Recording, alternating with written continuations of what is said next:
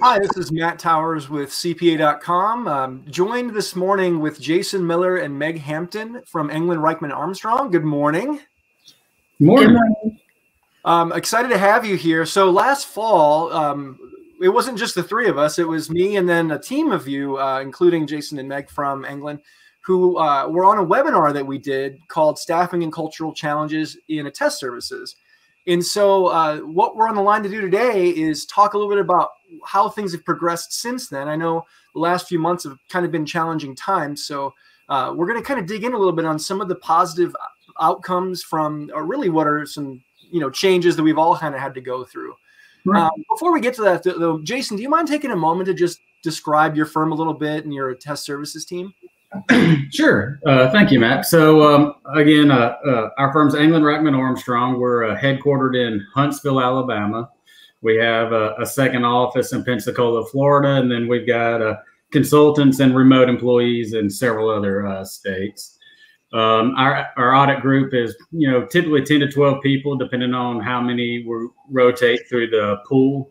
In our firm, you get hired into pooled staff, and then after you progress through the pool, you get assigned out to departments. So we kind of all share staff a little bit. And, as far as service offerings, we do all of the audits, comps, preps, reviews, all your AEPs and exams, a lot of 401k audits. We also do peer reviews for other firms and monitoring services for them. And then here lately, we've had the fun time of implementing Knowledge Coach while transitioning to full remote working, assisting clients with PPP loans and other SBA loans, all while trying to survive the COVID-19 pandemic. So it's definitely been a busy 2 or 3 months. Well, we'll certainly get into some of those things around technology and some of the things that you've been tackling. I know you're not alone in terms of having to pivot and kind of figure things out. So let me just shift this a little bit into some of the things we talked about last fall and kind of what's happening now. So last fall, we talked about Attest Services and kind of the firm culture.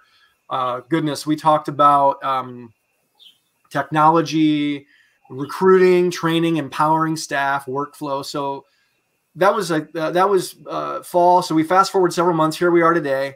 And so now everyone's operating under a new normal, right? Mm-hmm. So maybe you can talk a little bit about how your firm has transitioned and what does your new normal look like today? So, from my perspective, and Jason agreed with me this morning that we pretty much just picked everything up and shifted it remotely. We really, didn't have a whole lot of disruption, and a lot of credit for that goes to our IT department for having us prepared for this. Not that we were specifically preparing for, everybody having to work remote. That's not something that was in the cards, but here we are. So we have our remote work environment and everybody can access it. Folks were taking home monitors and docks and keyboards and all of that to sort of keep productivity level up as much as you can working from home. And I feel like, our management team has done a great job of sort of checking in on people and making sure they have what they need to work from home, and having that flexibility. We have a lot of folks with kids and dealing with, daycare and childcare and summer camps and all of that that's no longer, going on, and sort of having to sometimes work weird schedules. Everybody has really just kind of adapted. And, we have, if I have to have a meeting with somebody at 6 p.m. instead of 2, then I'll make it work in our new normal. And we've utilized Microsoft Teams a lot. That's really how we stay connected with each other, using video calls and screen shares and chat. So that's been a great resource for us as well.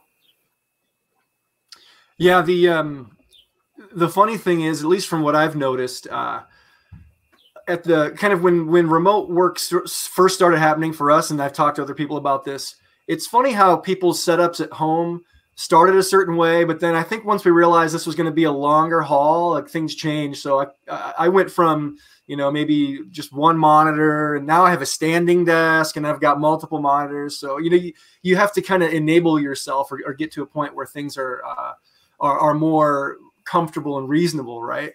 Mm-hmm. So the first week of April, I decided to go back to the office around 11 o'clock at night, check my mail, and I took home the chair I was using at my home office and grabbed my office chair from work that was a lot more comfortable and brought it home. I did the same thing. I brought my chair from the office home because it was just way more comfortable. But it's like, what are you going to do, right? You might as well do what you have to do. And set yourself up to be comfortable. So I totally relate with that. All right. So we've talked a bit about the fact that, there's been some transition. Sounds like just you've been able to operate relatively similarly, just in sort of a dispersed way.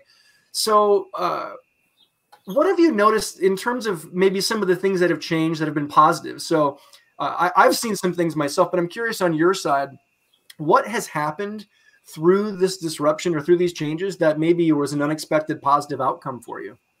Yeah, several things there.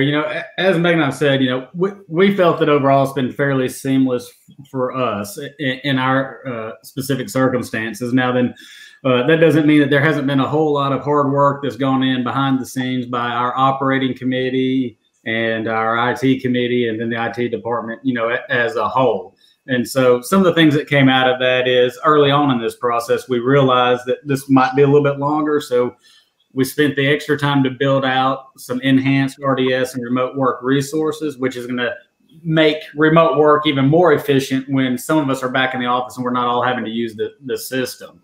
And also, too, we acquired or merged in an office in September of, I guess it was 18. Yeah, September of 18. And that office traditionally hadn't really worked remotely. Our office had already started adopting, part-time remote work anyways, and especially on the audit, we're, used to being out a lot. So that group really had always worked inside the office. And so this forced them to get outside of the office and start getting familiar with the remote work tools, which also meant us, providing additional resources for them to be able to do that. And I think that's going to help out a lot down there and getting everybody comfortable with that work approach. Because, one of the other issues that we have is we're out of office space. We've been growing so much that we can't really hire people because we don't have a place to put them. But it could be potential as we got more comfortable with this remote working to have a group that does get into a little bit more of a hotel style work that would allow us the flexibility to hire more than our physical, space capacity allows. And kind of finally is just the increase in remote audits. We've always done a lot of the 401k audits remotely. And we have several that are outside, or a couple that are kind of outside the 48 states, or 4 on the West Coast and stuff. And so when we do those audits, mostly virtually. So it wasn't as significant for us to swap over to virtual audits as it might have been for some people. So I think just the more you can kind of get in and work on automating as much of the audit process as you can, the better prepared you'd be for something similar in the future. Yeah, so a couple thoughts or takeaways from what you just said. First, you mentioned beefing up RDS. So I got to be the acronym police. So RDS, I believe, remote desktop server. Yes. Yes. Okay. Just making sure. I'm not always up on the acronyms. So beefing some of those things up. And then you mentioned you kind of have a heavier 401k audit practice. So a few weeks ago, actually, I had interviewed a woman by the name of Kim Moore, who they specialize in 401k audits, and they kind of shared their story about going virtual in 2018. It's kind of an interesting parallel because what you had just said about how you're starting to run out of office space, that's exactly what happened to them in 2018. And they all went remote while the office was remodeled. And then once that was done, everybody said, well, we like working from home. Like, this is way easier and we're way more productive. So it's sort of funny how that works, right? Like, and leadership had to be willing to say, well, I know we just spent all this money, but I guess the thing to do here is to just stay remote. Like, everyone just work from where they are. So very interesting. Mm-hmm. So one of the challenges with everybody being in their different corners of the world, if you will, is employee engagement, right? So that's a big part of culture, is what's it like to work here? And I think a lot of that is people kind of equate working somewhere with the people and what it like, what sort of, how do you feel when you go to work and when you leave? And so the work itself is part of it, but it's all about that feel. So what do you do when you are now working all over the place as opposed to in an office location? What do you do to facilitate that kind of employee engagement? Well, it's definitely a challenge. Like you said, it's, I think we're all kind of missing our in-office social interaction, and even just, when working on a project together, so we're working, but you're, socially interacting with your peers and sort of building relationships. It's a lot harder when it's remote. Teams has been a huge asset there as well. Again, being able to video chat and screen share. So attempting to make it, as sort of normal as possible. We've also done, typically at the end of busy season, we have a party, that the whole firm is invited to, and spouses. And of course, we had to cancel that this year with all the restaurants and venues and things being closed, and limits on large gatherings. So I know the audit department had a virtual happy hour. So at the end of the day on April the 15th, whichever day it was, we all kind of, made a cocktail for ourselves and got on Teams and had a little happy hour and just chatted, and that was really great. It's nice to not talk about work, just build relationships and morale with your peers. We have also done virtual lunches. We have a mentoring program where each staff person has a mentor, and typically they have maybe monthly lunches or breakfasts or coffee meetings. So we've moved to kind of doing those remotely as well. I had one with my mentor. I fixed my lunch and she fixed her lunch, and then we sat down and, just had our mentor meeting together. And here lately, we've really been encouraging everybody to make sure that they turn on their camera for Teams. I think at first, everybody was really just using audio only. And we realized how much of a difference it makes when you have video. You have to give people advance notice of that in our new normal, since, everybody is kind of, schedules are changed, and, you may be in T-shirts instead of in your full-on work clothes. And then last thing I'll mention is just we have one of our channels on Teams is just Team Anglin, for us to share announcements and things. And there's been some activity on there, just fun, sharing photos of kids and pets, and just fun activities. We also have an annual field day where we play those types of games like egg toss and tug of war and things like that. Well, that got canceled as well. So we've had people sharing their own field day activities with their families. So it's been fun to kind of keep morale up and keep sharing our lives, and just see what people are up to. Yeah, I mean, the human element's so important. And a lot of times when we contribute as a team, a lot of what drives people is I don't want to let the team down, right? So there's obviously there's the other side of it, which is, I've got work to do and we've got the next thing lined up. I'll also mention the virtual meetings. We had a few weeks ago, we had a virtual baby shower, which was pretty cool. And it went off well. We had trivia and games and such that we played. So it was a pretty unique experience. Everybody got we had kind of these we had assigned different virtual backdrops to support the baby shower theme. So it was kind of like, well done. I was really impressed with how it went off. I certainly wasn't involved in the planning. It would have never been as good if I was. All right. So great. I want to circle back to when you were introducing the firm a bit, Jason, and you talked about kind of the implementation of technology. I'm impressed, by the way. I mean, I think a lot of times when people have a new technology or are looking at making changes, if something disrupts the way that I think most firms have been disrupted, it's kind of like it's the ultimate excuse to say, you know what, we have enough change going on. Let's just keep doing what we've been doing and forget that. So I guess I'm just wondering, what made you push forward? And how did the team respond? So I'm sure from a leadership standpoint, Jason, you have one opinion on this, but Meg might have, I don't know that she'd share exactly how different it is, but she might have a different perspective, let's say, right? Right. Right. So really with the software implementation and stuff, I guess first it kind of goes back to our overall culture. One, unlike the traditional thought of maybe some accountants, we don't like to stay the same. Change is what we strive for. Disruption, is actually probably encouraged, because if we're not disrupting and changing, we're not improving. And if we're not improving, we're falling behind.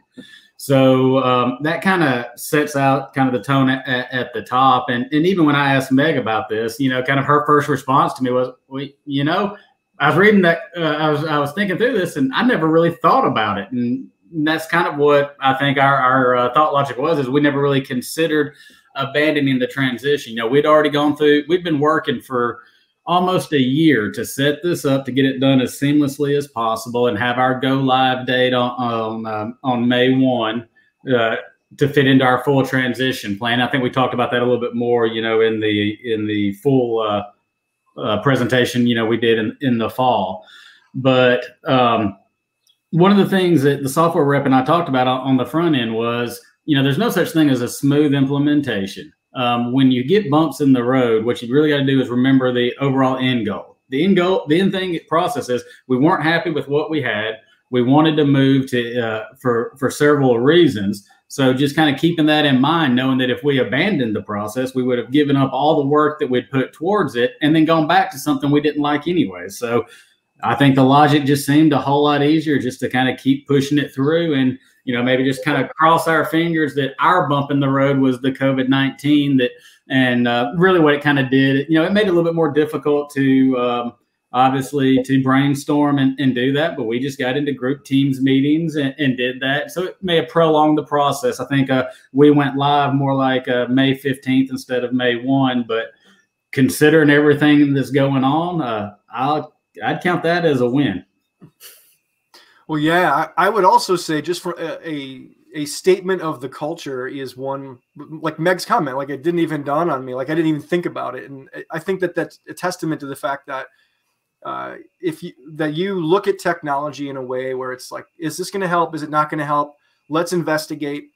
And if it makes sense, we're going to do it. And it sounds like you've done enough of that over the course of time that everyone understands this is kind of how it works around here. And once we know this is the right direction, then we're going.